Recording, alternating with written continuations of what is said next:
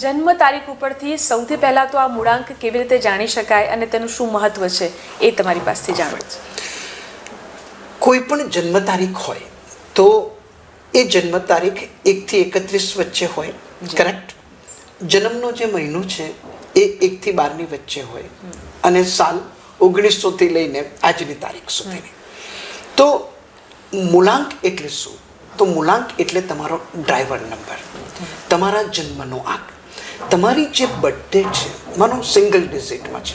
આપણે એક ઉદાહરણ લઈએ. દાખલા તરીકે કોઈની બર્થડે 21 છે, તો 21 જે બર્થડે થઈ તો એનો મૂલાંક કયો? તો કે એનો મૂલાંક 2 + 1 એટલે 3 થાય. તો એનો અર્થ એવો થયો કે જે લોકો 30 તારીખે જન્મેલા છે એનો પણ મૂલાંક 3 થયો. જે લોકો 12 તારીખે જન્મેલા છે એનો 1 + 2 એટલે 3 થયો. અને 3 તારીખે જન્મેલા છે એમને તો ઓલરેડી છે. તો આ પ્રમાણે જોવા જઈએ તો જેનો જન્મ કોઈ પણ મહિનાની 1લી તારીખે, 10મી તારીખે, 19મી તારીખે કે 28મી તારીખે જેનો જન્મ થયો છે બધાનો મૂલાંક 1.